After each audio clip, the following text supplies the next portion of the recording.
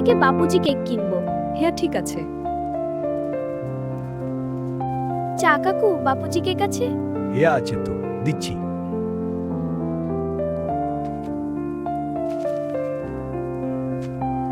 এই নাও, অনেক বাপুজি কেক দিলাম আজ তোমাকে। থ্যাংক ইউ চা কাকু।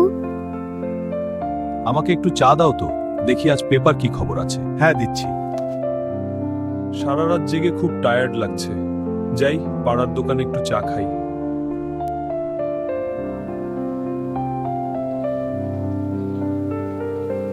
চা খেয়ে খুব ভালো লাগলো।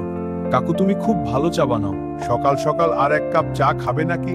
দেখি আজ খেলার খবর কি বেরিয়েছে। খেলার খবর দেখে কি হবে, ভোট নিয়ে রাজ্যে যা হচ্ছে।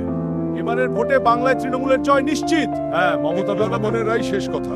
হ্যাঁ, চা খান, ভোটের গল্প চলুক। বিজেপিও কিন্তু জিততে পারে এবার ভোট। না না, দিদি জিতবে। বিজেপির চান্স খুব ভালো। দিদি এবারও বড় বিজয় করবে। আচ্ছা, আজ আসি তাহলে, আবার কাল আসবো অফিস ফেরত। আমাদের আর কি বলো, ভোটে কে হারবে কে জিতবে তা দিয়ে আমাদের জীবনে কি কিছু পরিবর্তন আসবে? আমরা যেরকম আছি সেরকমই থাকবো। ভোট নিয়ে কোনো মাথা ব্যথা নেই।